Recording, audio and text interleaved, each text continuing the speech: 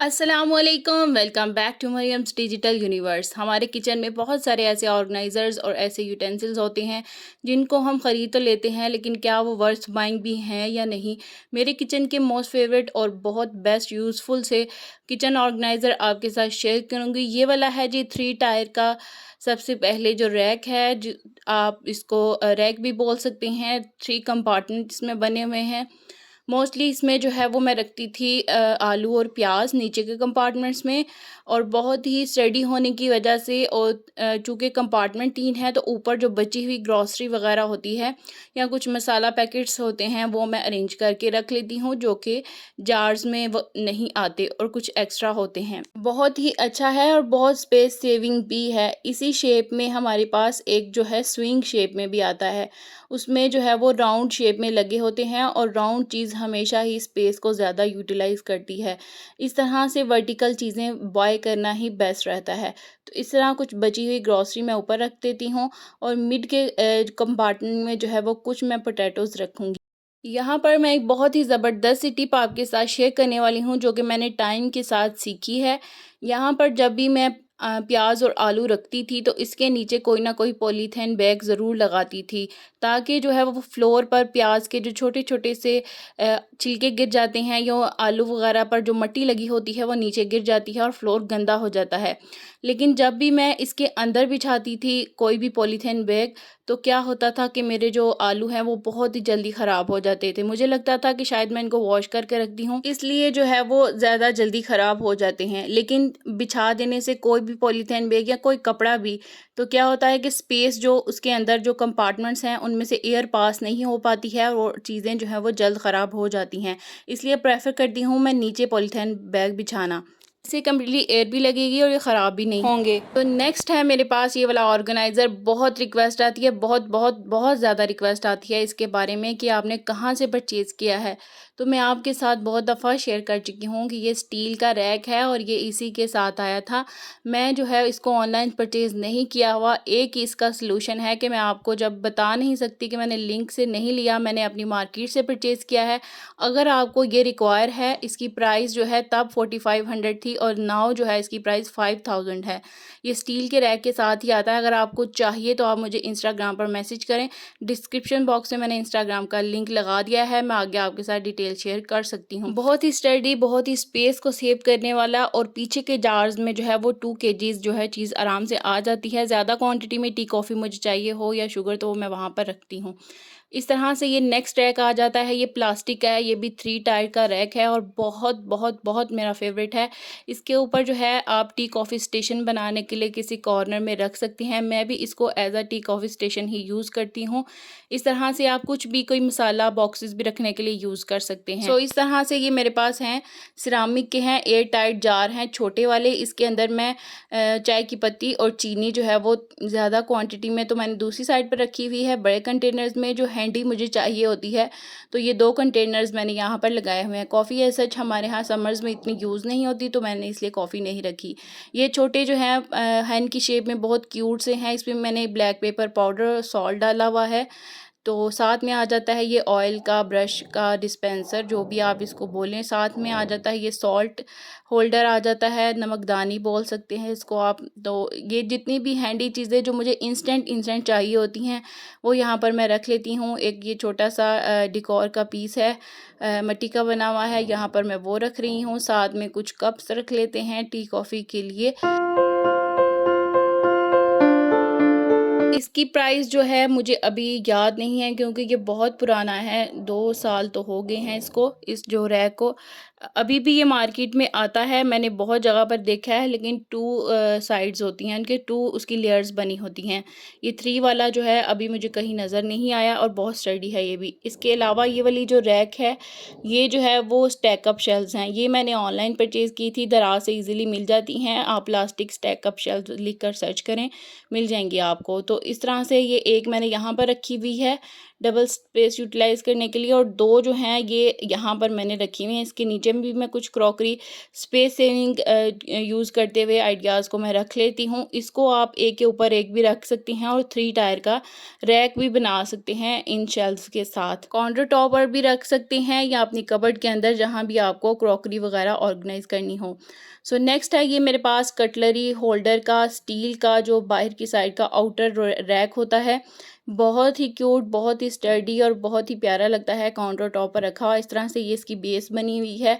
Anti skid है और बिल्कुल स्लिप नहीं होता। इसके अंदर आप कोई भी इसके साइज़ का जो ग्लास का जार रख सकते हैं, तो ये इसी के साथ आया था। ये प्लास्टिक का बना हुआ है जो जार आपको इसके अंदर नज़र आ रहा है, लेकिन लगता है ये स्टील का है। तो इसके अंदर मैं अपनी कटलरी वगैरह ऑर्गेनाइज़ करके रखती हूँ और इस तरह से ये देखें स्पेस सेविंग का आइडिया भी जनरेट होता है।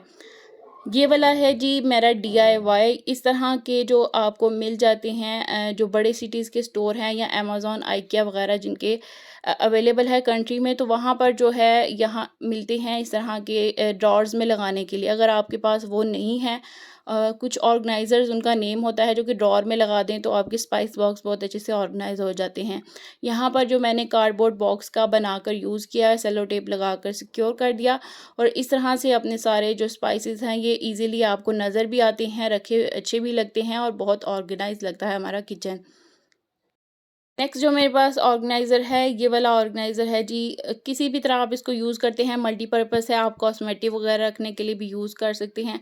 मैं यहाँ पर जो किचन के जितने भी क्लॉथ्स होते हैं, टावल्स होते हैं, उनको रखने के लिए यूज़ करती हूँ।